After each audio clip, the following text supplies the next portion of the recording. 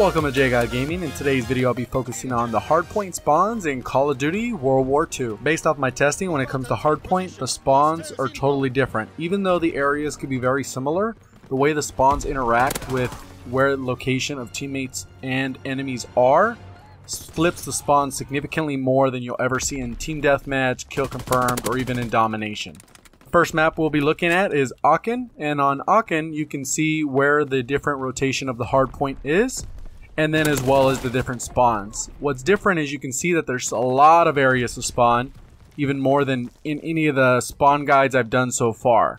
And the spawns are so sporadic. There could be someone spawning, and then a second later, as soon as they run out of the spawn, someone can spawn right behind them. And not so much on this map, but on a lot of the other ones you'll see that you can actually control the adjacent areas, and it'll prevent your enemies from spawning right next to the actual hardpoint, which will make it harder for them to get to the objective. Next map is Ardennes Forest, and you can see the different rotation of where the hardpoint travels. So from the top to the bottom, back to the top left, and then kind of towards the middle right. This map, you can see it has a lot more coverage than any of my previous ones as well.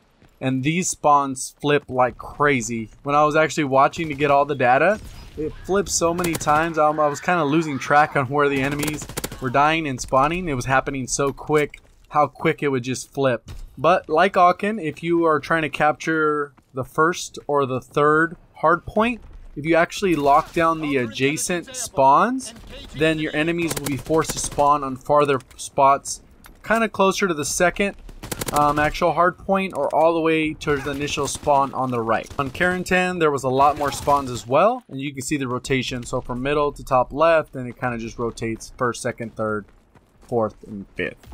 This one had a lot of flipping as well. There's only really one map that didn't have tons of flipping, and that was just USS Texas. Besides that, all the maps just had tons of flipping.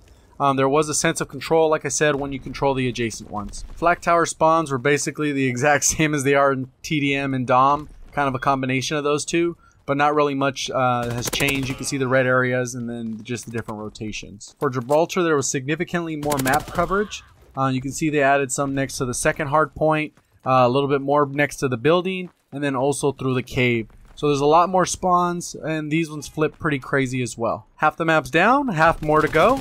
Remember to like and subscribe if you're enjoying the video. On everyone's favorite, Gustav Cannon, you can see they added a little bit more and just expanded on the spawns that already existed in my previous spawn guide for Team Deathmatch. London Docks, they added so many more spawn locations, just craziness. I think they combined a Dom, TDM, and then they threw in some extra spawns over there by the stairs, as well as on both of the sides. On this one, the spawns were heavily influenced by who was in control of the hardpoint. So if you can control the hardpoint, you can really influence where your enemy is going to spawn and force them to walk a heck of a lot further. On Pointe du Hoc is the Wild Wild West of spawns. You can see they added so many different spawns, and it kind of seems like some are random. On this one, it seemed like it wanted to spawn you in the safest place possible.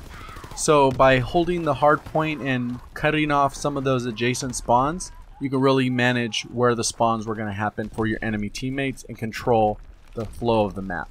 On Sainte du Mont, you can actually see that there are added tons of spawn locations.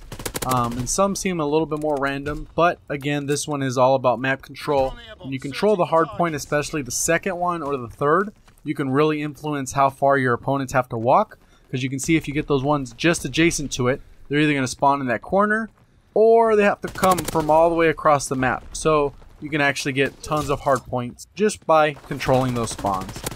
On USS Texas, you can see they added more spawns closer to the center. Not quite all the way in the center, but a lot closer than they were before. The spawn trap is still huge on this map.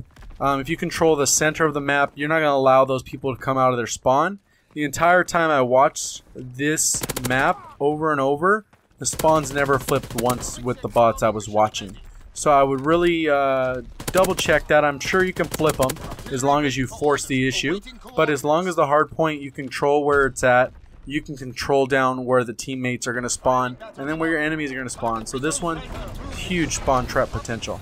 And that's the hardpoint spawn guide. Hopefully you enjoyed the video. If you did, remember to click that like button and subscribe so you can be up to date for my future videos. I plan on doing spawn guides for Capture the Flag, Free for All, and even Gridiron. So if you'd be interested in those, make sure you have the notifications clicked on so that you get an alert as soon as I post the video. Thank you for watching, and as always, have a great day.